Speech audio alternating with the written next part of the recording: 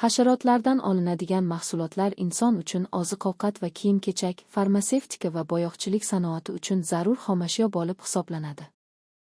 Oziq-ovqat va ipak olish maqsadida odamlar asalari va tut ipak qurtini qadimdan xonakilashtirishgan. Hozir asalarichilik va pillachilik qishloq xo'jaligining muhim tarmoqlaridan hisoblanadi. Asalari zahari va shpanka pashshasidan olinadigan kantaridin moddasidan dori-darmonlar tayyorlanadi. Koksidlar, xususan, Meksika koshinilidan karmin bo'yog'i, yong'oq-yasarlardan tanin olinadi, ayrim chervetslardan esa lak va mum tayyorlashda foydalaniladi. Tut ipak qurti xonakilashtirilgan hasharotlardan hisoblanadi. Tut ipak qurti ipak olish maqsadida boqiladi. Ipak toqimachilik sanoati uchun qimmatbaho xomashyo hisoblanadi. Ipakchilik O'rta Osiyo respublikalarida xalq xo'jaligining muhim tarmoqlaridan biri hisoblanadi. Mdhda tayyorlanadigan ipak qurti pillasining yarmidan ko'pi O'zbekistonda yetishtiriladi. Hozir ipakchilik Xitoy, Yaponiya, Koreya, Kichik Osiyo va Janubiy Yevropa mamlakatlarida hamda O'rta Osiyo va Kavkazorti respublikalarida rivojlangan. Yigib olingan pillaning bir qismi tuxum ochirish zavodlariga yuboriladi. Erta bahorda ulardan yana qurt ochiriladi va xo'jaliklarga tarqatiladi. Pillaning ikkinchi qismi qayta ishlash korxonalariga yuboriladi. U yerda issiq suv yoki issiq havo ta'sir ettirib, ichidagi gumbaklar nobud qilinadi va quritiladi. Shundan so'ng ipak yigiruv fabrikalariga yuboriladi va ulardan ipak yigiriladi. Asalarichilik qishloq xo'jaligining eng qadimgi tarmoqlaridan biri hisoblanadi. Arxeologik qazilmalarda bundan 3000 yil ilgari vafot etgan Misr firavnlari qabri yoniga qo'yilgan sopol idishlardan asal va mum qoldiqlari topilgan. Qadimda ham odamlar asalning shifobaxsh xususiyatini bilgan. Asalning tarkibi asosan hazm bo'ladigan karbon suvlardan iborat bo'lib, u har xil tuzlar, mineral moddalar, fermentlar va vitaminlarga boy. Asal antibiotik xususiyatga ega bo'lib, kasalliklar mikroblarni nobud qiladi. Asaldan yaralarni davolashda, turli kasalliklarda parhez ovqat sifatida, og'ir kasalliklar va operatsiyalardan keyin darmonsiz organizmni quvvatlantirish, shuningdek shamollash va ichak kasalliklarini davolashda foydalaniladi. Asalari zaharidan bod va asab kasalliklarini davolashda, qon bosimini tushirishda, organizmning umumiy tonusini va ish qobiliyatini oshirishda foydalaniladi. Tibbiyotda asalari mumi propolis va asalari sutidan ham foydalaniladi. Mavsum davomida bitta asalari oilasi 25-30 kilogramm gul changi yigadi. Bir kunda bitta oila 30-40 million gulni changlantirishi aniqlangan. Shu bilan birga bitta asalari jigildonida 30-40 milligramm nektar olib keladi. Jigildonda nektar asalari solagi bilan aralashadi, so'ngra jigildonda va mum kataklarda fermentlar ta'sirida parchalanib, oddiy shakarli moddalarga, yana asalga aylanadi.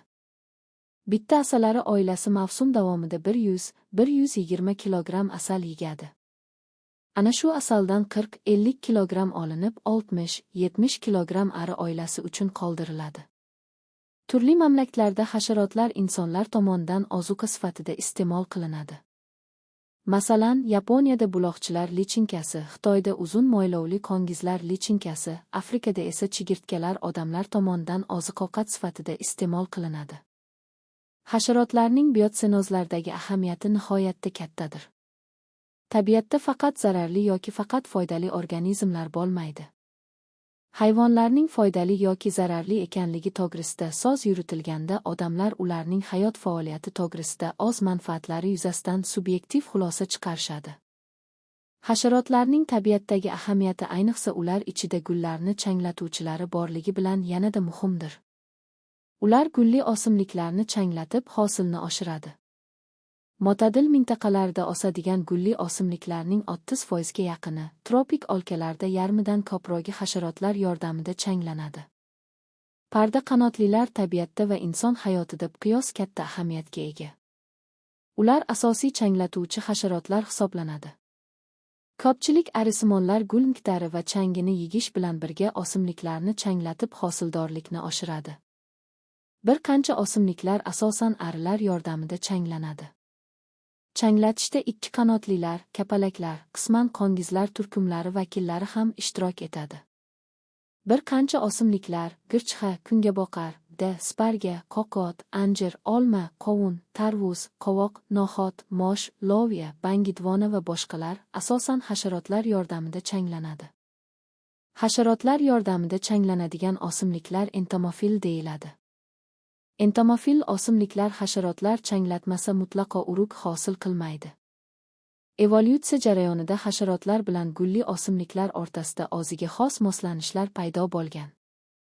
Xususan, hasharotlarning soruvchi xartumi guldan nektar yeyishga, hidni sezishi va ranglarni ajrata bilish qobiliyati esa nektar beruvchi gullarni oson topishga yordam beradi. Gulli o'simliklar gulining tuzilishi, rangi, hidi va nektar ishlab chiqarishi hasharotlarni jalb qilishga moslanishdan iborat. Gulli o'simliklar, yopiq uruglilar va changlatuvchi hasharotlarning evolyutsiyasi o'zaro chambarchas bog'liq ekanligini ko'pchilik olimlar e'tirof etishgan. Hasharotlar tabiatda moddalar aylanishi jarayonida ham katta ahamiyatga ega. Hasharotlar har xil oziqlanish zanjiri tarkibiga kiradi. Ular bir qancha hayvonlarning asosiy oziga hisoblanadi. Suvda hamda quruqlikda yashovchilar, sudralib yuruvchilar, qushlar, sut emizuvchilar va bog'imoyoqlarning bir qancha turlari hasharotlar bilan oziqlanadi. Hasharotlar tuproq hosil bo'lish jarayonida ham muhim ahamiyatga ega. O'simlik qoldiqlari bilan oziqlanadigan hasharotlar tuproqni organik moddalar bilan boyitadi. Termitlar, chumolilar va boshqa bir qancha hasharotlar inqazib tuproqni yumshatadi va govak qiladi. Uning havo va suv o'tkazish xususiyatini yaxshilaydi, tuproqni chirindi moddalar bilan boyitib, yemirilishdan saqlaydi. O'simlik qoldiqlari, ayniqsa igna barglilar xazonining chirishida hasharotlarning ahamiyati katta. Hasharotlar uchun qulay sharoit bo'lmagan botqoq tuproqlarda o'simlik qoldiqlari parchalanmasdan torf hosil qiladi. Hasharotlar orasida o'txo'rlari, go'shtxo'rlari, yirtqich va tekinxo'rlari bilan bir qatorda olimtikxo'rlari, terixo'rlari ham bor. Hasharotlar sanitarlik vazifalarni ham bajarishadi. Ular ichida olimtikxo'rlar, gongxo'rlari olgan turli jonivorlarni yeyish va turli jonivorlarni chiqindilari bilan oziqlanishi tufayli tabiatni shunday iflos chiqindilardan tozalab turishadi. Yirtqich va tekinxo'r hasharotlar insonlarni zararkunanda hasharotlarga qarshi kurashida yaqin yordamchisi hisoblanadi. Shuningdek, ayrim hasharotlardan mum, qimmatbaho bo'yoqlar ham olinadi. Hasharotlar orasida hayvonlarning murdalari bilan oziqlanuvchi nekrofaglar, olaksaxo'rlar va gongxo'r kaprofaglar tabiiy sanitarlar vazifasini bajaradi. Gongxo'r hasharotlar hayvonlarning gongini parchalab, uning chirishiga, ya'ni tuproq hosil bo'lishiga yordam beradi. Chumolilar, ayniqsa sariq o'rmon chumolisi zararkunanda hasharotlarni qiradi. Hasharotlar tuxumi va qurtlarida parazitlik qiluvchi yaydoqchilar tabiatda zararkunanda hasharotlarni sonini cheklab turadi. Yaydoqchilarni ekinlar zararkunandalariga qarshi kurash maqsadida biolaboratoriyalarda ko'paytiriladi. Ayrim chumolilar, masalan xonadonlarda keng tarqalgan sariq firavn chumolisi uydagi shirinlik va yog'da pishirilgan mahsulotlar, qir chumolilar esa omborxonalardagi donlar bilan oziqlanishi, qora bok chumolisi o'simliklarning ashaddiy zararkunandasi hisoblangan o'simlik bitlari ajratadigan shirani yalab, ularni qoriqlashi tufayli ziyon ham keltiradi. Ko'pchilik hasharotlar tirik o'simlik to'qimalari bilan oziqlanadi.